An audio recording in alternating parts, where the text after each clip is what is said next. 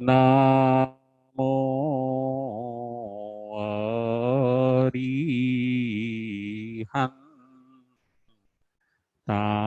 અરિહંતાણમ નામો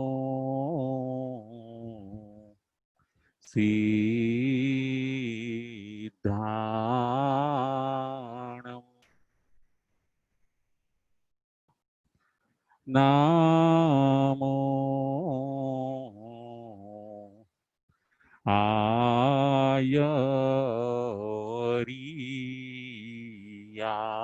આયરિયાણમ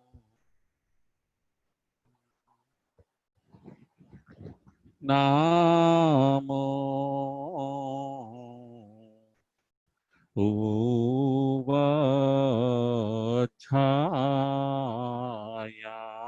ઉવચ્છાયાણમ નામો લોયે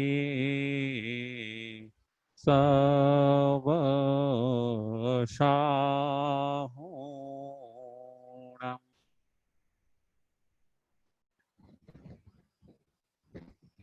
એસો પંચનામોકારો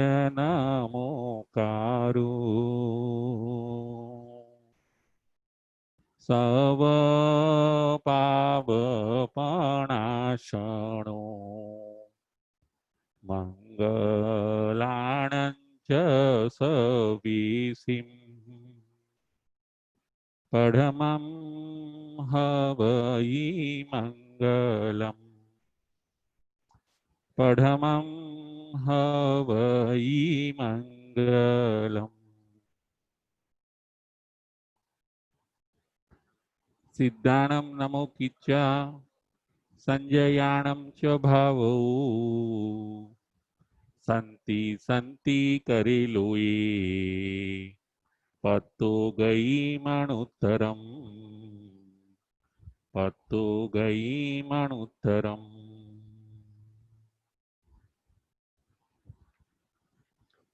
પંચ પરમેષ્ઠી ભગવંતને ભાવપૂર્વક વંદન નમસ્કાર કરીને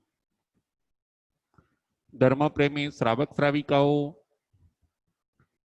ઉત્તરાધ્યન સૂત્ર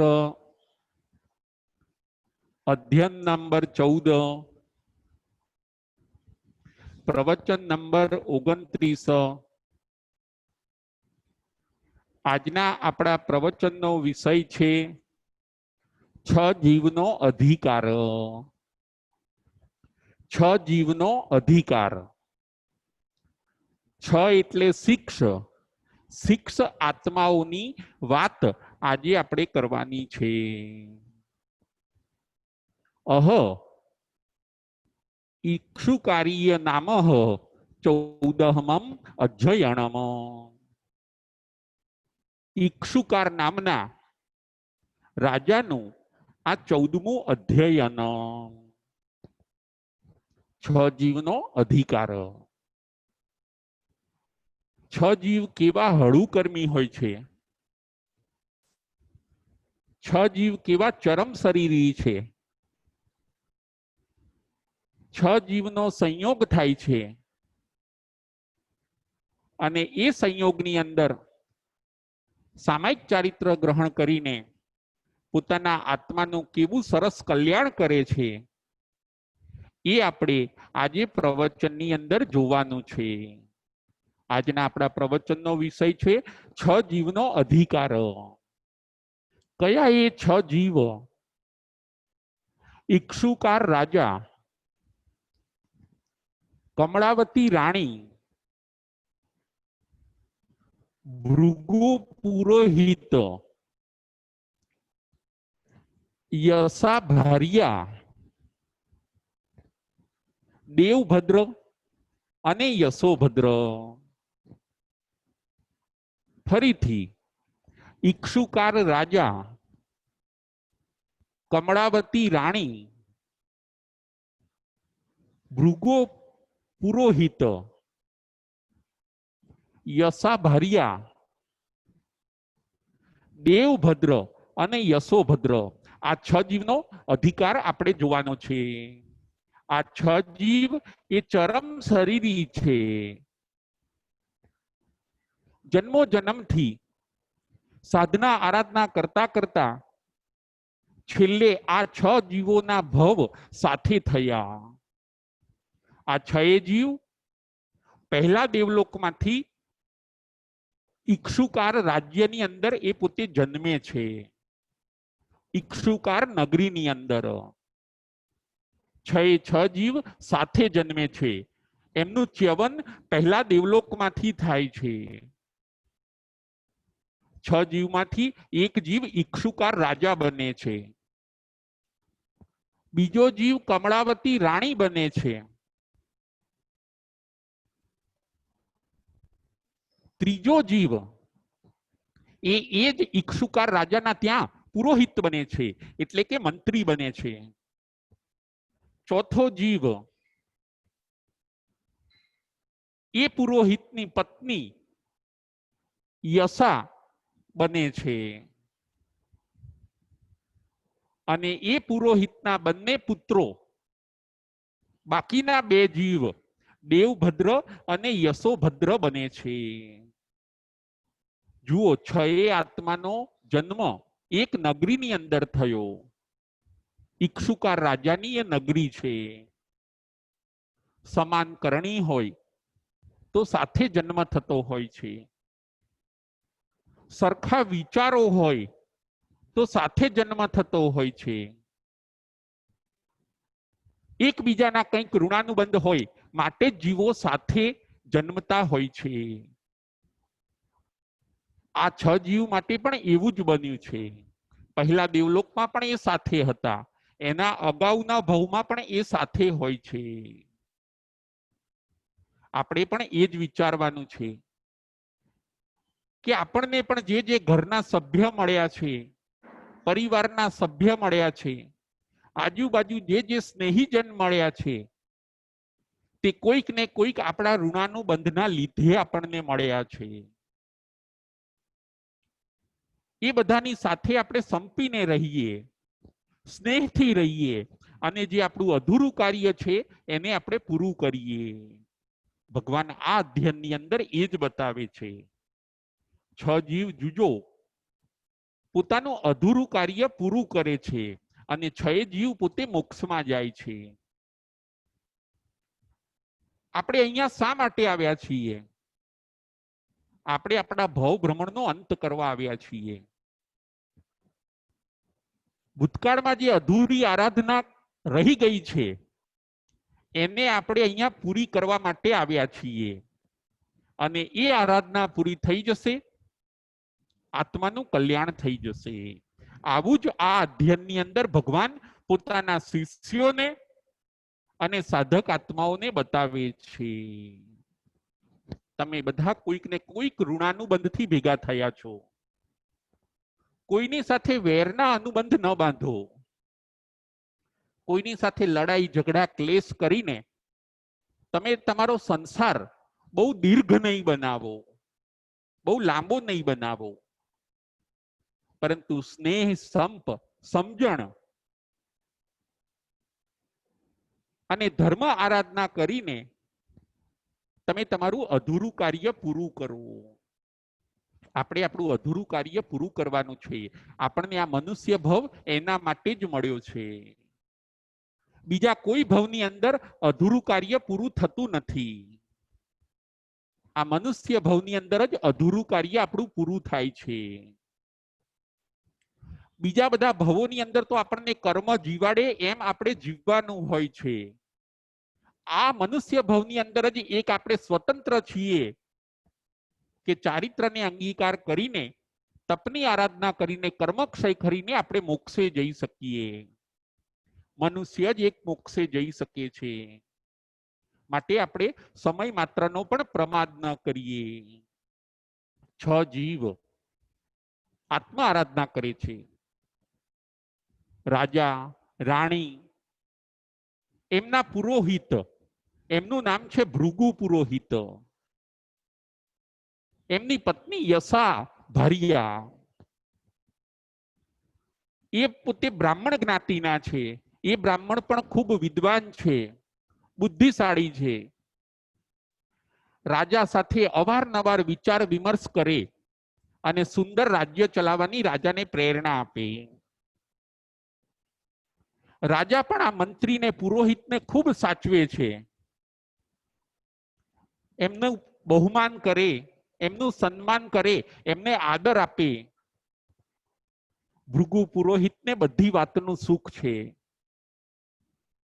યશા નામની સુલક્ષણા સન્નારી એવી એને પત્ની છે. બધી વાતનું સુખ છે, પરંતુ આ ભૃગુ પુરોહિતને એક વાતનું દુઃખ હોય છે, એના ત્યાં સંતાન નથી. ઘણા દેવદેવીની એમણે આરાધના કરી, પરંતુ એમને હજી સંતાનની પ્રાપ્તિ થઈ નથી. એટલે બંને ભૃગુ પુરોહિત અને યશા પોતે ચિંતિત હોય છે કે ભગવાને અમને કેમ સંતાન ન આપ્યા, અમને કેમ બાળક ન આપ્યા. પુત્ર અને પુત્રીની પ્રાપ્તિ માટે બ્રાહ્મણ અને આ યશા બંને પોતે ખૂબ ચિંતિત છે. એકવાર કોઈક નસીબ યોગે એવું બન્યું, એમના ત્યાં કોઈ બ્રાહ્મણો પધાર્યા. એ ભગવંત માટે યશા અને ભૃગુ પુરોહિત ખૂબ ભાવથી બંનેને વરાવે છે. વંદન નમસ્કાર કર્યા પછી એ શ્રમણોને પૂછે છે કે હે ભગવાન, અમને સંતાનની પ્રાપ્તિ નથી. બધી વાતનું અમને સુખ છે, પરંતુ અમારે સંતાન નથી. ભવિષ્યની અંદર અમને સંતાન પ્રાપ્તિ થશે કે નહીં?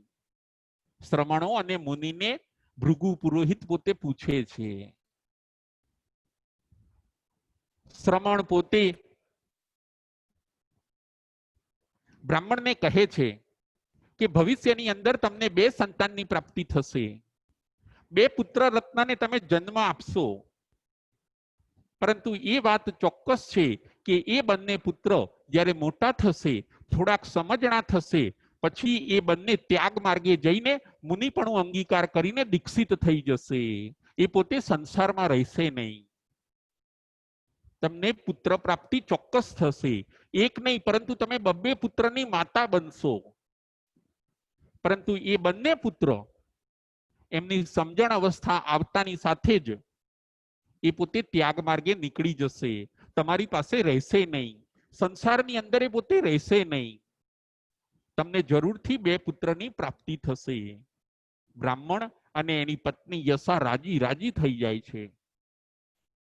એમની ચિંતા દૂર થઈ, એમનું દુઃખ દૂર થયું. એમને હાસ થઈ કે ચલો, અમને હવે પુત્ર પ્રાપ્તિ થશે. અને બને છે પણ એવું જ. થોડા સમયની અંદર યશા પોતે 2 પુત્રને જન્મ આપે છે. બંને પુત્રના નામ પાડવામાં આવે છે દેવભદ્ર અને યશોભદ્ર. લાડપાન કરતા કરતા બ્રાહ્મણ અને એની પત્ની બંને પુત્રોનો ઉછેર કરે છે.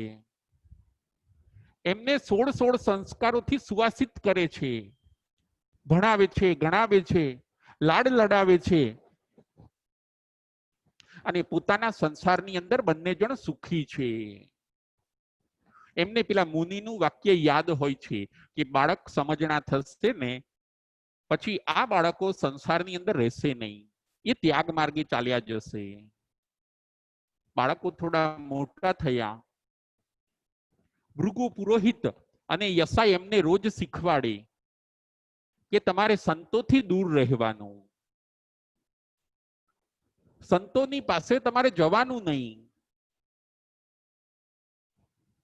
સંતો તમને એમની પાસે રાખી લે છે. સંતો પછી તમને હેરાન કરશે.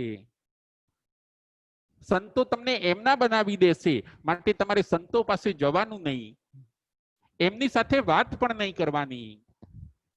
જુઓ, પુત્ર સ્નેહના કારણે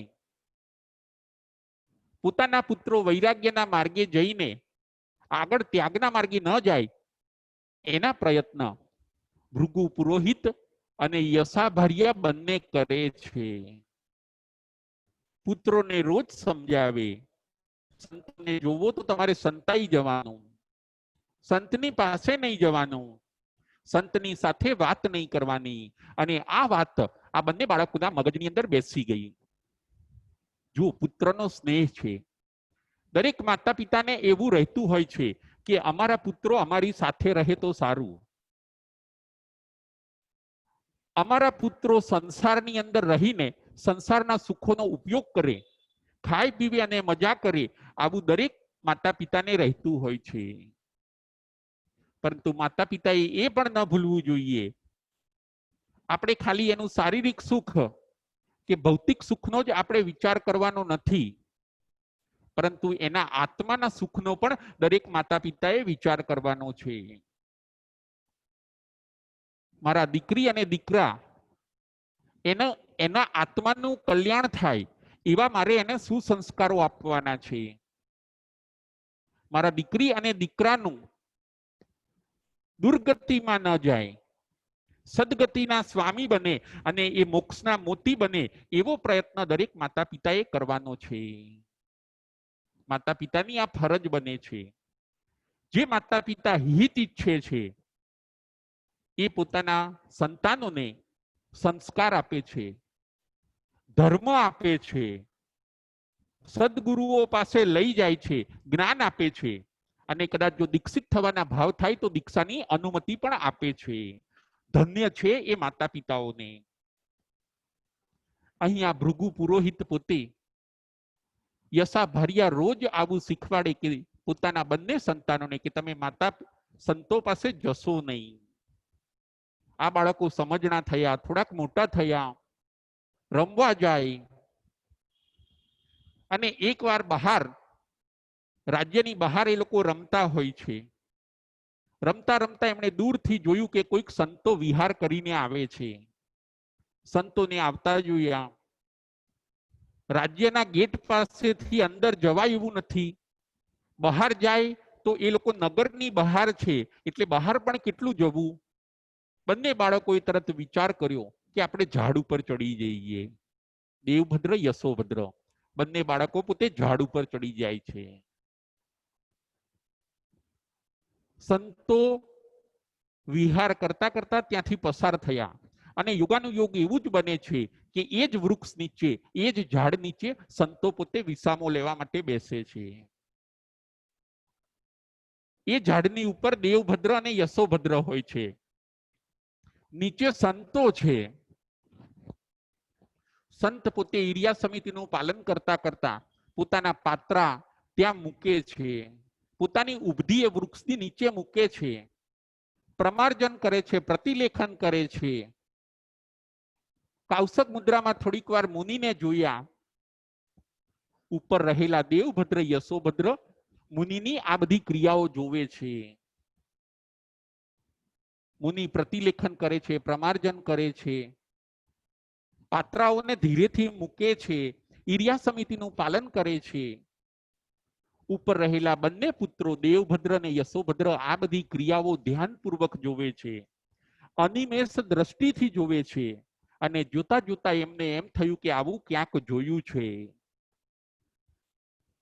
અમે આવું ક્યાંક જોયું છે. આવું જ ઈર્યા સમિતિનું પાલન, આવી જ રીતે પૂંજવાનું, આવી જ રીતે પ્રતિલેખન કરવાનું, આવું અમે ક્યાંક જોયું છે. અને એ વિચાર કરતા કરતા મનની અંદર ઉહાપોહ થયો. મનની જે સ્મૃતિ હતી, એ ઝાંખી હતી, એ હવે સતેજ બની ગઈ. અને કહેવાય છે દેવભદ્ર અને યશોભદ્ર બંનેને જાતિ સ્મરણ જ્ઞાન થયું.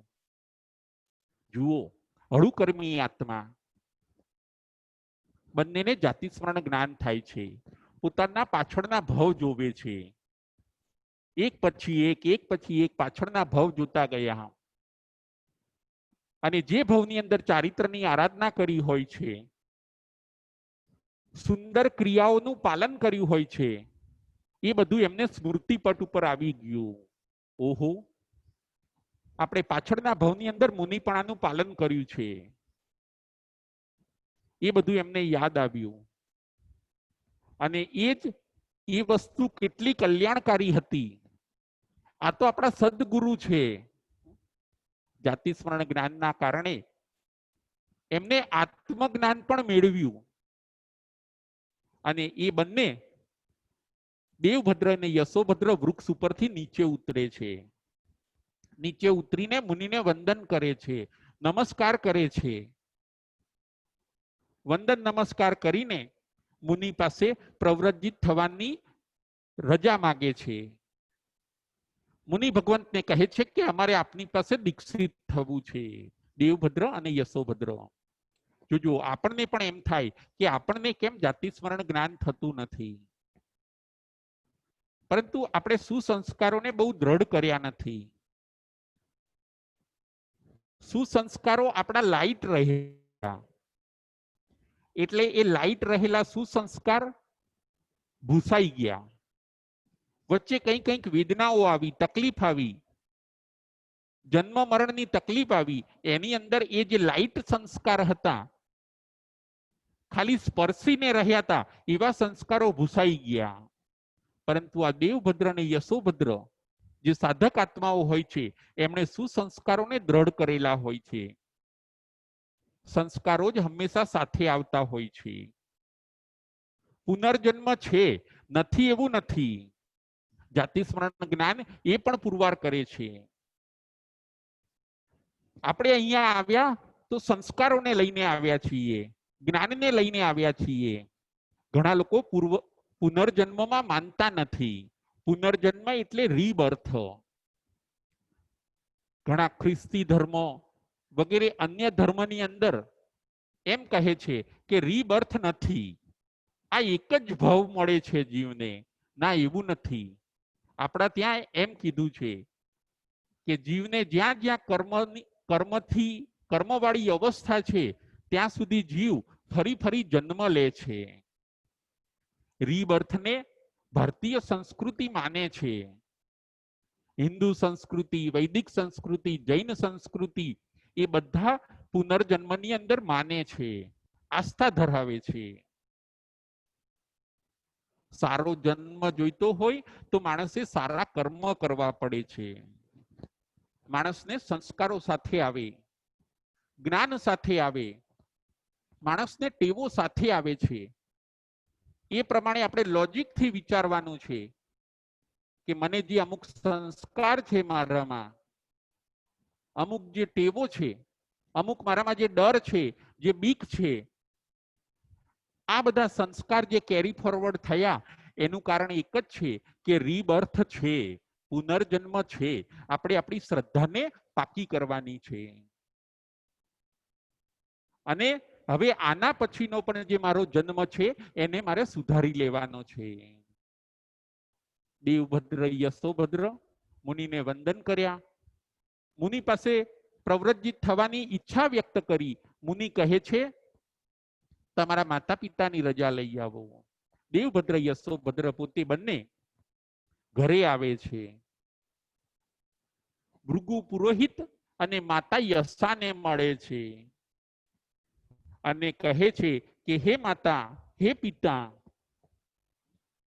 રઈમ ન લભામો, ગીહંસી રઈમ ન લભામો. હે માતા પિતા, હવે અમે ઘરની અંદર અમને ગમતું નથી.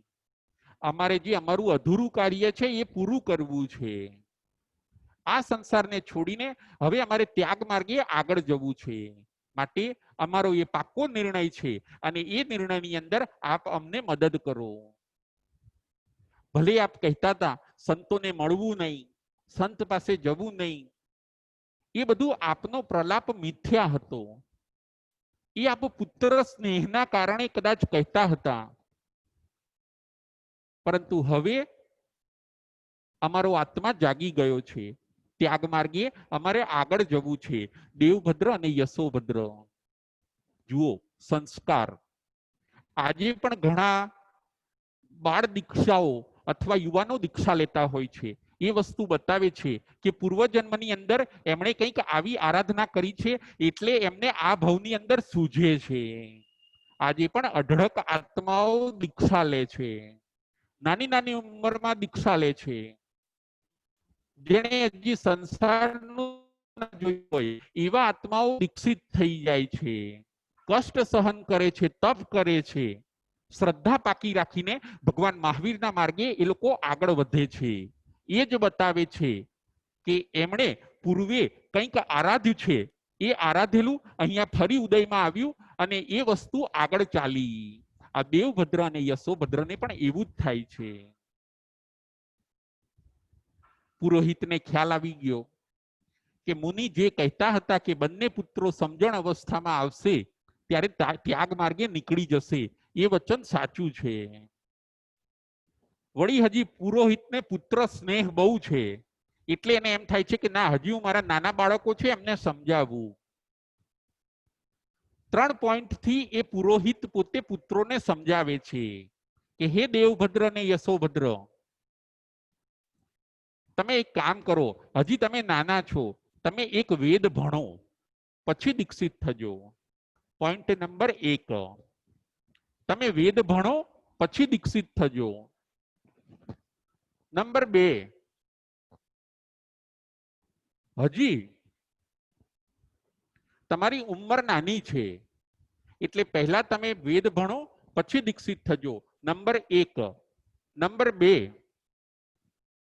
આત્મા જ નથી પછી તમારે સંયમ લઈને કોનું કલ્યાણ કરવું છે. નંબર 2. અને નંબર 3, એક કામ કરો, ઘડપણની અંદર આપણે બધા સાથે દીક્ષિત થઈશું, અત્યારે તમે રોકાઈ જાઓ. 3 પોઈન્ટથી ભૃગુ પુરોહિત પોતાના પુત્રોને સમજાવે છે. પહેલો પોઈન્ટ છે વેદને ભણો. બીજો પોઈન્ટ છે આત્મા જ નથી પછી તમારે કોનું કલ્યાણ કરવું છે. અને ત્રીજો પોઈન્ટ છે કે ઘડપણની અંદર આપણે બધા સાથે દીક્ષા લઈશું. પુત્ર સ્નેહના કારણે આ બ્રાહ્મણ પોતે સમજાવે છે. જો બ્રાહ્મણોને વેદનું બહુ મહત્વ હોય, બ્રાહ્મણો ક્રિયાકાંડમાં માનતા હોય, વેદનું તમે અધ્યયન કરો, બ્રાહ્મણોને જમાડો, સંસારની અંદર ખૂબ ખાવ પીવો, પુત્રની પ્રાપ્તિ કરો અને એ પુત્ર પછી મોટા થાય પછી એમને ઘરનો બધો કારભાર સોંપીને પછી તમે દીક્ષિત થજો. આ હતો પોઈન્ટ નંબર 1. આવું સમજાવે છે. દેવભદ્ર અને યશોભદ્ર એમને જવાબ આપે છે કે હે પિતા, ખણમિત્તિ સુખા બહુકાલ દુઃખા, આત્મજ્ઞાન થયેલું છે. ખણમિત્તિ સુખા બહુકાલ દુઃખા, હે પિતા, આ સંસારમાં તો ક્ષણ માત્રનું સુખ છે અને ઘણા કાળનું દુઃખ છે. આપે કહ્યું વેદ ભણો, વેદમાં જે કહ્યું છે એ જ અમે પાલન કરવા જઈ રહ્યા છીએ. પાપનો ત્યાગ કરવો એ જ વેદનો સાર છે. અમારે 18 પાપનો ત્યાગ કરવો છે અને એ જ વેદનો સાર છે. અમે જે ભલે ભણ્યા નથી અમે વેદ, પરંતુ એનો સાર અમને સમજાઈ ગયો છે. વળી બ્રાહ્મણોને જમાડો, સંસારમાં રહો, પુત્ર પ્રાપ્તિ કરો. અપુત્રસ્ય ગતિર નાસ્તિ, બ્રાહ્મણો એવું પણ માને કે જેને પુત્ર ન હોય એની સદગતિ થતી નથી. એ બધી વાત બરાબર નથી. અત્યાર સુધી ભલે અમે ધર્મ સમજ્યા ન હતા એટલે ભલે હવે અમે સંસારમાં રહ્યા, પરંતુ હવે અમને રહીમ ન લભામો. આ ગૃહસ્થાશ્રમની અંદર અમને આનંદ આવતો નથી. કોઈ પણ બુદ્ધિમાન વ્યક્તિ હશે, હે પિતાજી, એ આપની આ વાત સ્વીકારશે નહીં. પહેલા સંસારમાં બગડવું, કુટેવોથી રંગાવું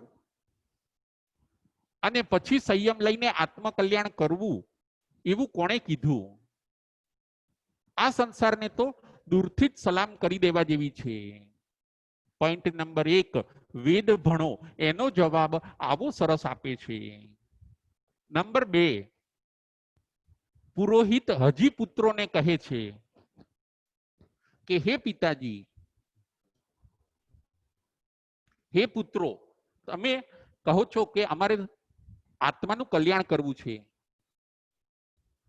પરંતુ આ પોતે પુરોહિત કહે છે આત્મા નામની કોઈ ચીજ જ નથી, તો પછી તમારે કલ્યાણ કોનું કરવું છે? જો આત્મા હોય તો દેખાય નહીં. જુઓ, પુરોહિત પુત્રોને ગોટે ચડાવે છે, પુરોહિત પુત્રોને ફેરવવા માંગે છે. આત્મા દેખાતો નથી.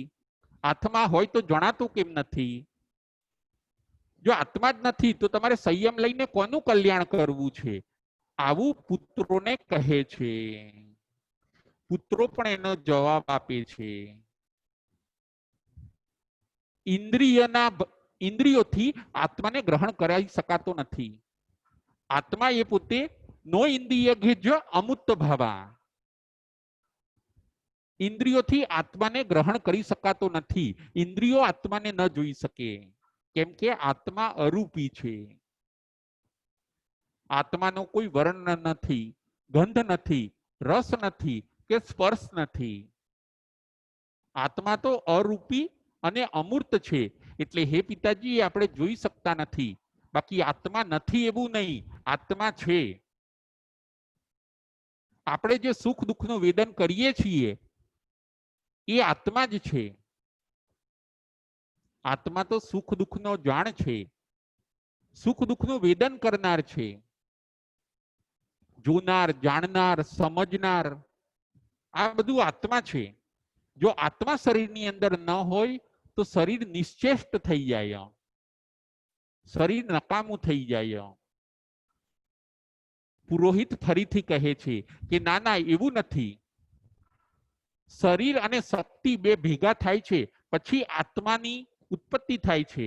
અને જ્યારે શરીર અને શક્તિ નાશ પામે છે પછી આત્મા પણ નાશ પામી જાય છે. બંને પુત્રો ફરી પિતાને સમજાવે છે, ના એવું નથી. આત્મા ક્યારેય મરતો નથી. આત્મા ધ્રુવ છે, શાશ્વત છે, નિત્ય છે. શરીરનો સંયોગ છૂટી જાય એને મૃત્યુ કહ્યું છે, પરંતુ આત્માનું મૃત્યુ કહ્યું નથી. એનો પુનર્જન્મ પણ છે. માટે હે પિતા, તમે શ્રદ્ધા કરો, અને આ શ્રદ્ધા અમારી પાકી છે. પૂર્વે અમે જે ભણ્યા છીએ એ જ્ઞાન હવે એ શ્રુત જ્ઞાન અમારું આત્મજ્ઞાન બની ગયું છે. એમાં અમને કોઈ શંકાઓ હવે વિચલિત કરી શકશે નહીં. બીજા પોઈન્ટનો પરંતુ આવો સરસ જવાબ બંને પુત્રો પોતે આપે છે અને પોતાના વૈરાગ્યની પ્રતીતિ કરાવે છે. Point number 3. ભૃગુ પુરોહિત હજી પોતાના બંને દીકરાઓને સમજાવે છે કે હે બેટા, સારું, તમારે જવું જ હોય તો એક કામ કરો. તમે હમણાં રોકાઈ જાઓ, થોડા મોટા થાઓ, અમે પણ તમારી સાથે નીકળીશું. અમે થોડા ઘરડા બનીશું, પછી આપણે બધા સાથે દીક્ષા લઈશું. તમે અમારી સેવા કરજો અને એવી રીતે આપણે સંયમ જીવનનું પાલન કરીશું. આવું સમજાવે છે. દેવભદ્ર અને યશોભદ્ર એનો પણ સરસ જવાબ આપ્યો છે. જાજા વચ્ચે રયણી નશા પડીની તઈ અહમ કુણ માણસ અફલા જંતી રાયણો. હે પિતા, જે રાત્રિઓ વ્યતીત થાય છે એ ફરી આવતી નથી. અધર્મ કરનારની રાત્રિઓ બધી નિષ્ફળ જાય છે. જાજા વચ્ચે રયણી નશા પડીની તઈ ધમ્મમ ચ કુણ માણસ સફલા જંતી રાયણો. જે રાત્રિઓ પસાર થાય છે એ ફરી આવતી નથી. ધર્મ કરનારની રાત્રિ એ બધી સફળ છે. આ દુનિયાની અંદર જો કોઈ સારભૂત વસ્તુ હોય તો એ છે આપણો આત્મા. આ દુનિયાની અંદર જો કોઈ સારભૂત વસ્તુ હોય તો એ છે ધર્મ. બાકી બધું અસાર છે, બાકી બધું નિસ્સાર છે. દિવસ અને રાત પાછા આવતા નથી. માટે હે પિતાજી, અમારે હવે વિલંબ કરવો નથી. અમારે હવે પ્રમાદ કરવો નથી. વૈરાગ્યની પ્રતીતિ બંને પુત્રો પોતે કરાવે છે. ત્રીજા પોઈન્ટની અંદર પુરોહિત પોતે કહે છે કે આપણે ઘડપણની અંદર બધા સાથે દીક્ષા લઈશું. એનો જવાબ સરસ આપે છે દેવભદ્ર અને યશોભદ્ર. જસતથી મચ્ચુણા સખુમ જસવતથી પલાયણમ જો જાણે ન મરી સામી સોહુ કંખે સુએ સિયા. જેને મૃત્યુ સાથે મિત્રતા હોય અથવા મૃત્યુ આવશે ત્યારે હું પલાયન થઈ જઈશ. જસતથી મચ્ચુણા સખુમ જસવતથી પલાયણમ જો જાણે ન મરી સામી. જે એવું માને છે કે હું મરવાનો જ નથી એ પોતે કાલ ઉપર બધા કામ રાખી શકે. હે પિતાજી, જેને મૃત્યુ સાથે મિત્રતા હોય, મૃત્યુ આવે ત્યારે હું પલાયન થઈ જઈશ અને ભાગી જઈશ, પરંતુ હું મૃત્યુના હાથમાં નહીં આવું, આવો જેને વિશ્વાસ હોય, અથવા તો મૃત્યુ આવવાનું જ નથી એવો જેને વિશ્વાસ હોય, એ જ સારા સારા કાર્યોને કાલ ઉપર રાખી શકે. પરંતુ એ વાત શક્ય નથી. મૃત્યુ પોતે કોઈનું મિત્ર બનતું નથી. મૃત્યુ આવે ત્યારે કોઈ પલાયન થઈ જાય, ભાગી જાય, તો પણ મૃત્યુ એને છોડતું નથી. અને મૃત્યુ આવવાનું નથી એવું પણ નથી. માટે અમારે પ્રમાદ કરવો નથી. અજેવ ધમ્મમ પડિવજ્જયામો. હે પિતા, આજે જ અમારે ધર્મને અંગીકાર કરવો છે. આવું દેવભદ્ર અને યશોભદ્ર સમજાવે છે. પુરોહિતને ખ્યાલ આવી ગયો કે બંને પુત્ર હવે રોકાય એવું નથી. મુનિની વાણી ભવિષ્યવાણી સાચી હતી. બંને પુત્રો હવે રોકાય એવું નથી. હવે એ રોકાશે નહીં. પુરોહિત પણ જ્ઞાની હોય છે, પુરોહિત પણ સમજુ હોય છે. એ પણ પ્રતિબોધ પામે છે કે જો મારા બંને પુત્રો દીક્ષિત થતા હોય તો પછી મારે પણ આ સંસારની અંદર રહીને કરવું છે શું? આખરે તો એ જ સત્ય છે. આત્મકલ્યાણ અને ધર્મ એ જ સાચા છે.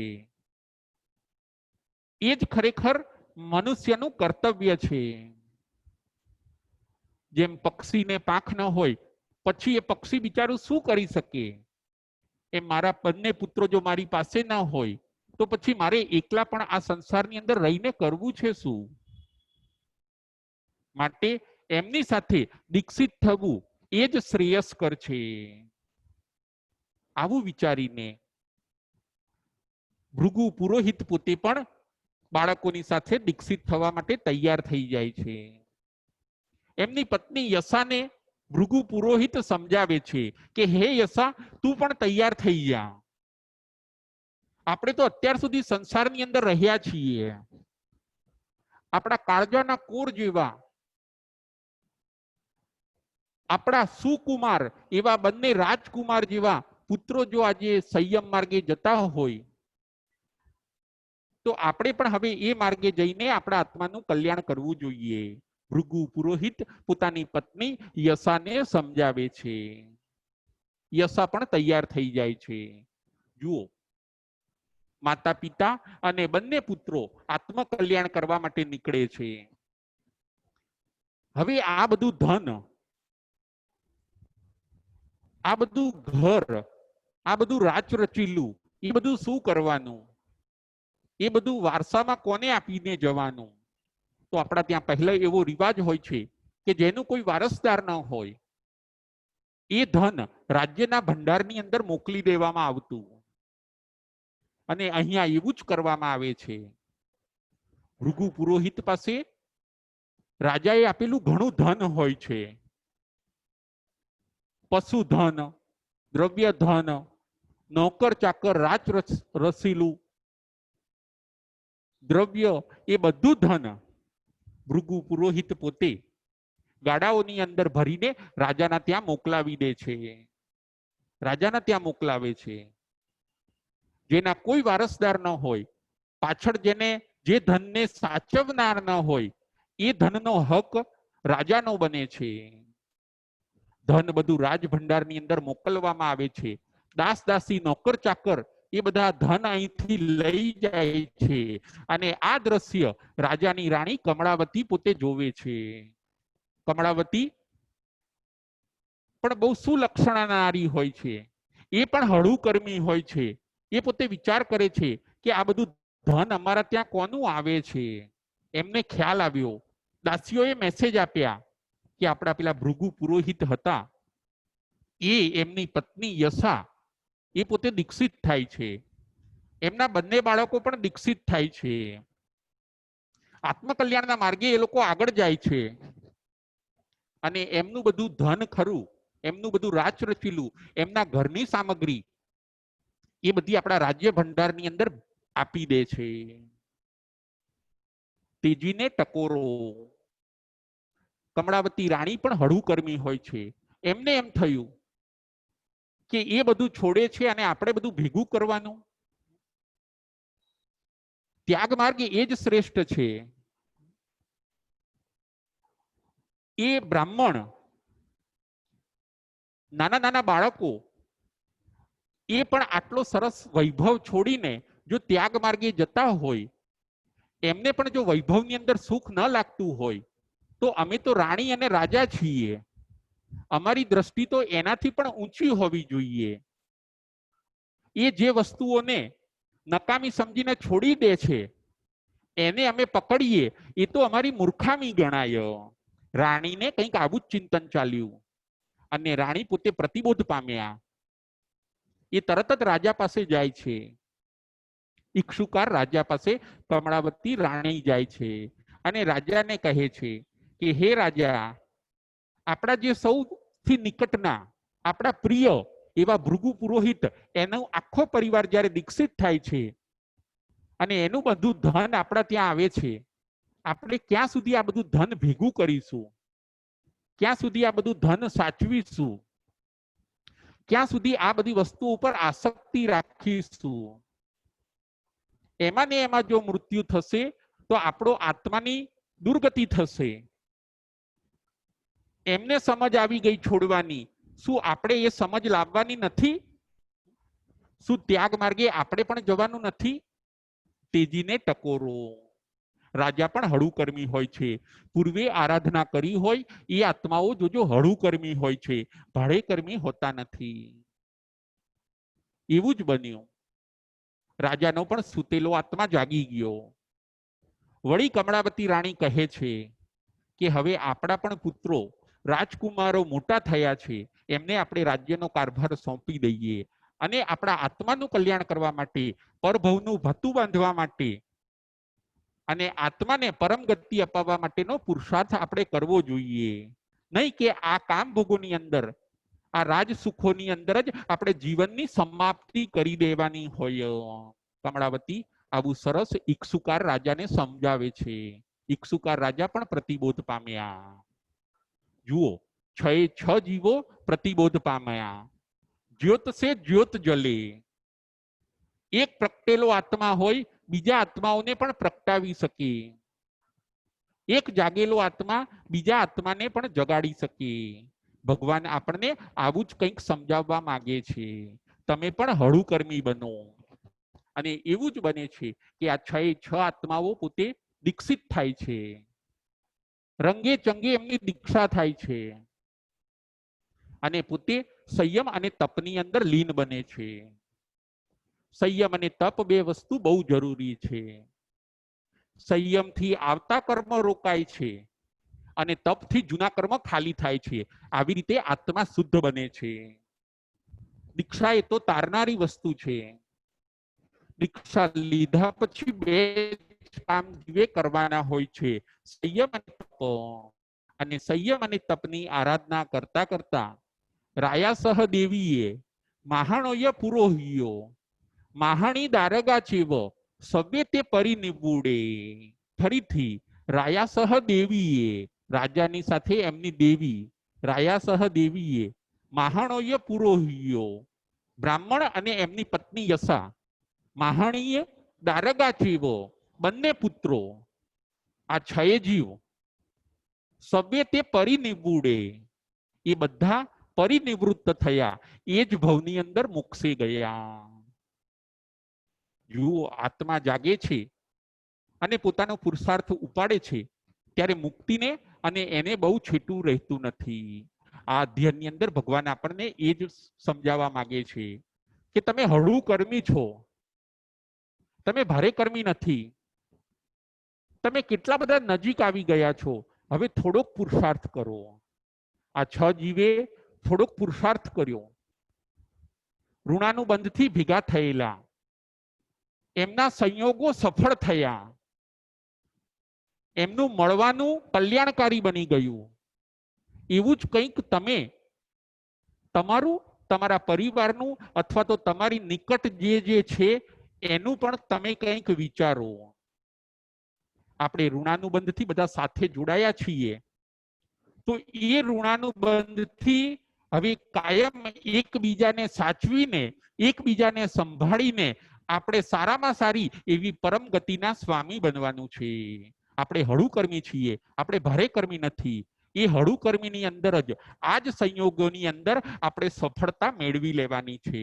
આ 14મા અધ્યાયની અંદર છ જીવનો અધિકાર બતાવીને ભગવાન આપણને એ જ કહેવા માંગે છે.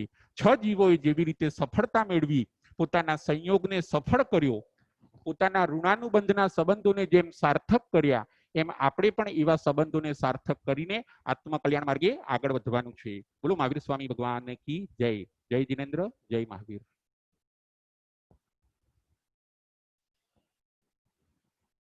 જમ વાઈદમ બચ્ચા મિલિયમ નખરમ અજ્જકરમ પયૈનમ વિનયનમ જોગિનમ ગોસિનમ સુત્થુદિનમ દુઠ્ઠુ પડીછિયમ.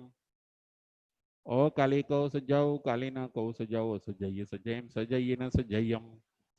એમ ભણતા ગણતા ચિંતવતા જ્ઞાનના 14 અતિચાર માયલો કોઈ પણ અતિચાર મને કે તમને લાગ્યો હોય તો અરિહંતનંદ સિદ્ધ કેવડી ભગવંત આપની સાક્ષી એ તસમી છામી દુકડમ. પ્રશ્નોત્તરી.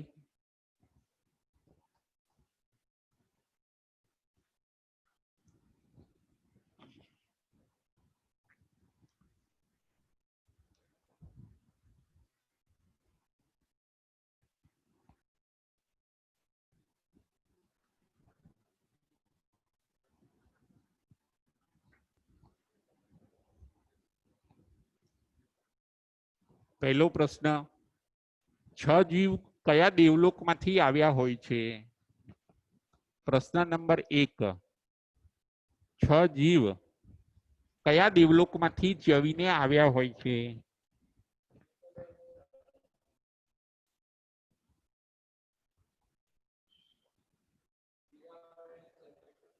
ગીરાબેન શેઠ. જય જિનેન્દ્ર. જય જિનેન્દ્ર. પહેલા દેવલોકમાંથી આવેલા હોય છે છ જીવ. બહુ સરસ, બરાબર છે, બહુ સરસ, થેન્ક યુ. જય જિનેન્દ્ર. જય જિનેન્દ્ર. નંબર 2, આત્માનું વર્ણન દેવભદ્ર ને યશોભદ્ર કેવું કરે છે? આત્માનું વર્ણન બતાવો. આત્માનું વર્ણન પોતાના પિતા ભૃગુ પુરોહિતને કેવું સમજાવે છે એ વર્ણન બતાવો. રાજેન્દ્રભાઈ સંઘવી. જય જિનેન્દ્ર દાદીભાઈ. જય જિનેન્દ્ર. આત્મા આરોપી છે, આત્મા દેખાતો નથી, ઇન્દ્રિયોથી અગોચર છે આત્મા. બરાબર. એટલે કે છે કે ઇન્દ્રિયથી તમે જોઈ નહીં શકો, પણ આત્મા છે, પૂર્વજન્મ છે. અને જો પૂર્વજન્મને ન માનતા હો તો એ તમારી વાત ખોટી છે, એમ બધું સમજાવે છે. બરાબર છે. પછી આત્માને વર્ણ ગંધ રસ સ્પર્શ. ના, વર્ણગંધ રસપ્રદ કશું જ નથી. આત્મા આરોપી છે. આત્મા કર્મથી ભારે થાય છે અને કર્મથી હલકો થાય છે, પણ કોઈને દેખાતો નથી, અગોચર છે, એટલે બરાબર. અરૂપી છે. પછી આત્મા સુખ દુઃખ ને જાણે છે. આ સુખ ને જાણે છે, સુખ ને વેદે છે, એ ઉપરથી ખબર પડે કે આત્મા છે. બરાબર છે, બરાબર છે. બહુ સરસ, બહુ સરસ. જય જીનેન્દ્ર. જય જીનેન્દ્ર. કયા 3 પોઈન્ટ થી બ્રાહ્મણ પુત્રોને સમજાવે છે? કયા 3 પોઈન્ટ થી બ્રાહ્મણ પુત્રોને પાછા સંસારમાં રાખવા માટે સમજાવે છે? મીતુબેન શાહ. જય જીનેન્દ્ર. જય જીનેન્દ્ર. બ્રાહ્મણ 3 પોઈન્ટ થી સમજાવે છે પોતાના પુત્રોને. પહેલો પોઈન્ટ છે કે હજી તમારી ઉંમર નાની છે, વેદ ભણો અને પછી દીક્ષિત થજો. બરાબર. બીજો પોઈન્ટ છે કે આત્મા જ નથી, પછી તમારે સંયમ લઈ અને તમારે કોનું કલ્યાણ કરવું છે. બરાબર. ત્રીજો પોઈન્ટ છે કે આપણે ઘડપણની અંદર સાથે જ આપણે દીક્ષા લઈશું, અત્યારે તમે રોકાઈ જાઓ. બહુ સરસ, બહુ સરસ.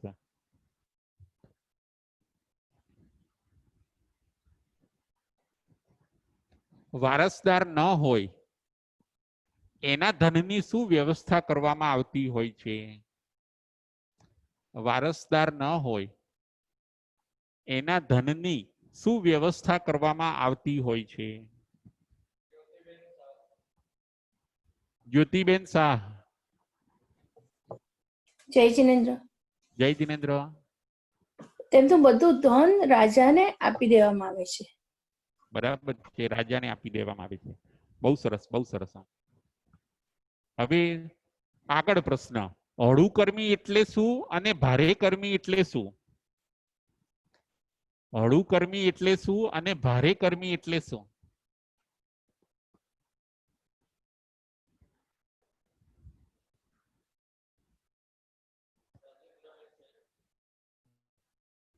રાજેન્દ્રભાઈ શેઠ.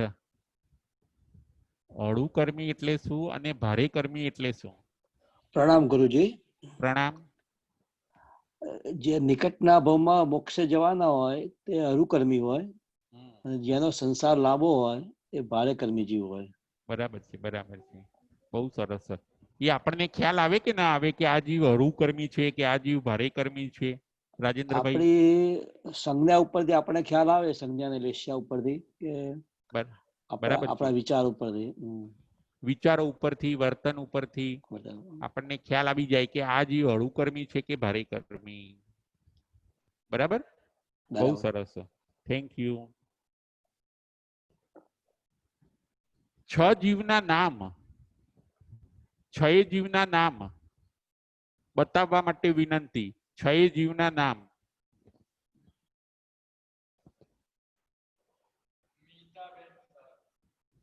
મીતાબેન શાહ.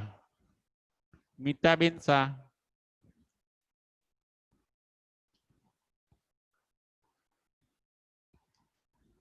જય જીનેન્દ્ર. જય જીનેન્દ્ર. ઈક્ષુકર રાજા, કમળાવતી રાણી, બરાબર મૃદુ છે. પુરોહિત, તેમની પત્ની યશા, દેવભદ્ર અને યશોભદ્ર. બહુ સરસ, બહુ સરસ. Thank you. જય જીનેન્દ્ર. જય જીનેન્દ્ર.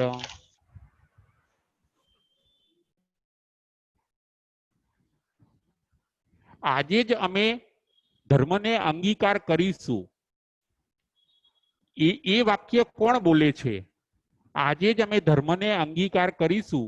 જે ધર્મ પુનર્જન્મ આપતો નથી એવા ધર્મને અમે આજે જ અંગીકાર કરીશું. એ વાક્ય કોણ બોલે છે? બકુલાબેન શાહ.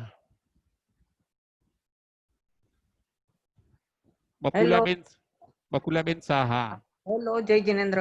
જય જીનેન્દ્ર. સાતામાં હા, બોલો બોલો. દેવભદ્ર ને યશોભદ્ર બોલે છે. બરાબર છે. શું બોલે છે દેવભદ્ર યશોભદ્ર? આજે જ અમે ધર્મને શું કર અંગીકાર આજે જ અમે ધર્મને અંગીકાર કરીશું. બરાબર છે. બહુ સરસ. કોઈનું છોડેલું આપણે લેવું નથી. કોઈનું છોડેલું આપણે લેવું નથી, આપણે પણ છોડવું છે. આ વાક્ય કોણ બોલે છે? કોઈનું છોડેલું આપણે લેવું નથી. આ વાક્ય કોણ બોલે છે? નીતાબેન શેઠ. નીતાબેન શેઠ. જય જિનેન્દ્ર સર. જય જિનેન્દ્ર. કમળાવતી રાણી બોલે છે. બરાબર છે. અને કોને કહે છે કે છોડેલું આપણે લેવું નથી? રાજાને સમજાવે છે. બરાબર છે. બહુ સરસ, બહુ સરસ છે. હવે છેલ્લો પ્રશ્ન કે પાંખ વગરના પક્ષી જેવી મારી દશા થઈ જાય. પાંખ વગરના પક્ષી જેવી મારી દશા થઈ જાય પુત્રો વગર, માટે એમની સાથે જવું એ જ શ્રેયસ્કર છે. આ વાક્ય કોણ બોલે છે અને કોને કહે છે? પાંખ વગરના પક્ષી જેવી મારી હાલત થઈ જાય. આ વાક્ય કોણ બોલે છે અને કોને કહે છે? સમીરભાઈ મહેતા. આ વાક્ય જય જિનેન્દ્ર. રાજુભાઈ કેમ છો? બસ ફાઇન ફાઇન. સાતામાં બધું સારું? સારું સારું. બોલો બોલો. આ વાક્ય ભૃગુ પુરોહિત એની પત્ની યશા બ્રાહ્મણીને કહે છે. બરાબર છે. શું કહે છે? શું કહે છે? કે જો પુત્રો જો જતા રહે તો આપણી સ્થિતિ પાંખ વિનાના પક્ષી જેવી રહે, તો આપણે અહીંયા રહેવાનો, હવે આ સંસારમાં રહેવાનો કોઈ અર્થ નથી. અર્થ નથી. બરાબર છે. બહુ સરસ. માટે પુત્રો સાથે જવું એ જ શ્રેયસ્કર છે. એ જ શ્રેયસ્કર છે. બરાબર છે. એ સમજાવે છે પોતે. ધન્યવાદ. ખૂબ સરસ. જય જિનેન્દ્ર. જય મહાવીર.